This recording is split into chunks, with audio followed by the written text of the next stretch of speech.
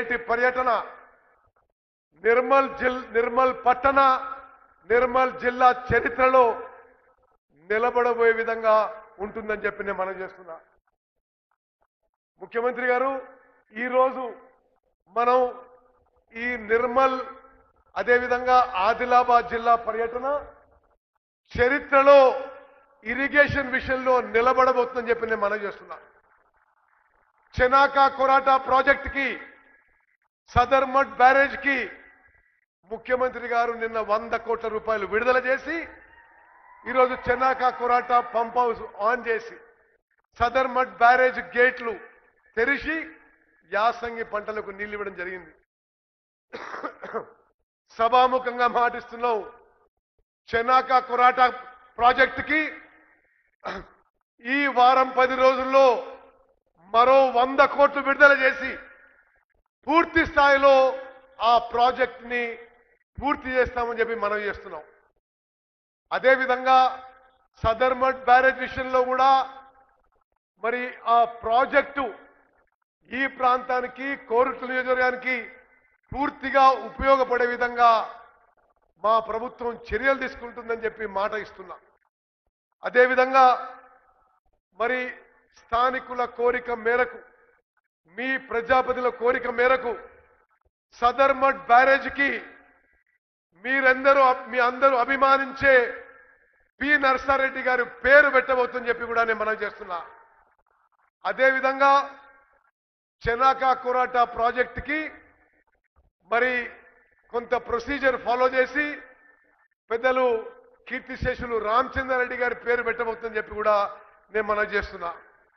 మీ MP గారు మీ MLA గారు అడిగిన ఇరిగేషన్ శాఖకు సంబంధించిన మరి ఎక్కువ శాతం పనులు పూర్తి చేస్తామని మాటిస్తూ మా ప్రభుత్వం ప్రస్తుతం ముఖ్యమంత్రి రేవంత్ రెడ్డి గారి నాయకత్వంలోని ప్రభుత్వం రాజకీయాలకు అతీతంగా పనిచేస్తుంది. మరి రైతులకి ప్రజలకు మేలు చేసే విధంగా ముందుకు పోతున్నాం అనే నిదర్శనం ఈరోజు మీ ఎంపీ గారు మీ ఎమ్మెల్యే గారు కోరినవి మరి ఇరిగేషన్ శాఖ విషయాలు కూడా అన్ని విషయాలు కూడా ఎంత వీలైతే అంత పూర్తి చేస్తామని చెప్పి సభాముఖంగా మాటిస్తున్నా.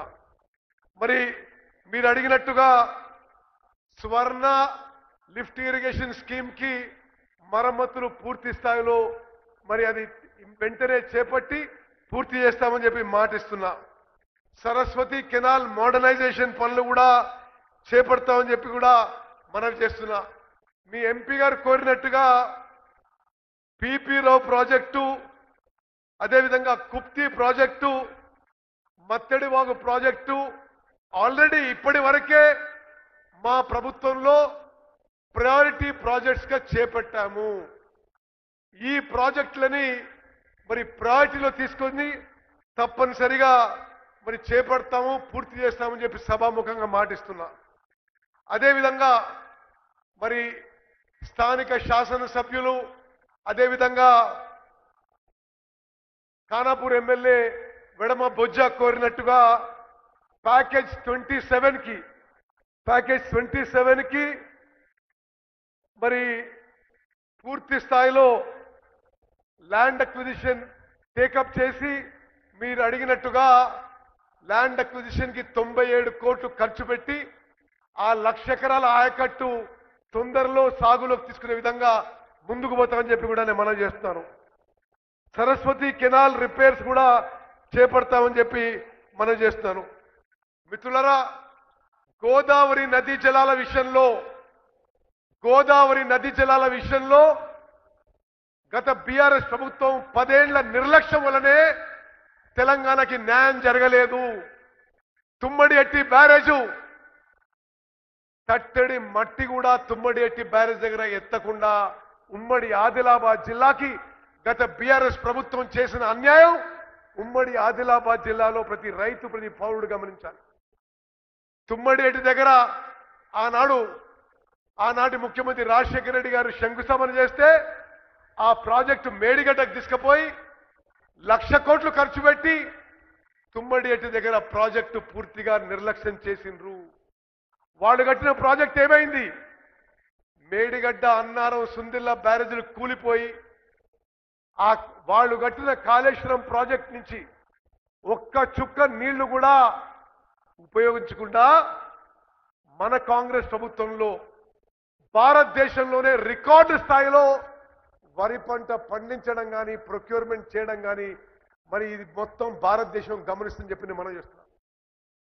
స్వతంత్ర భారతదేశంలో ఏ పంటకి ఏ రాష్ట్రంలో జరగని విధంగా ఈసారి ఈ ఖరీఫ్ పంటకి 70 లక్షల మెట్రిక్ టన్ వరి ధాన్యం కొన్న ఘనత మరి రేవంత్ రెడ్డి గారి నాయకత్వంలోని కాంగ్రెస్ ప్రభుత్వం అని చెప్పి నేను మనం చేస్తున్నా.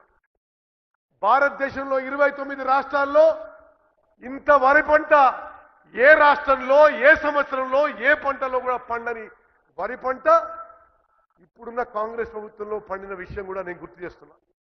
అదేవిధంగా ప్రతి నిరుపేదకు ఉపయోగపడే విధంగా రాష్ట్ర వ్యాప్తంగా మంచి క్వాలిటీ సన్నబియ్యం ఇవ్వడం జరుగుతుంది. 6 కిలోలు ఉచితంగా సన్నబియ్యం ఇస్తున్నాం.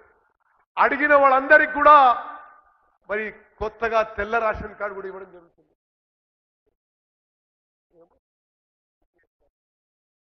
మరి తప్పనిసరిగా రామారావు పాటిల్ గారు కోరింది కూడా చేపడతా. ఇది చదివినాక నేను మళ్ళీ ప్రకటిస్తాను.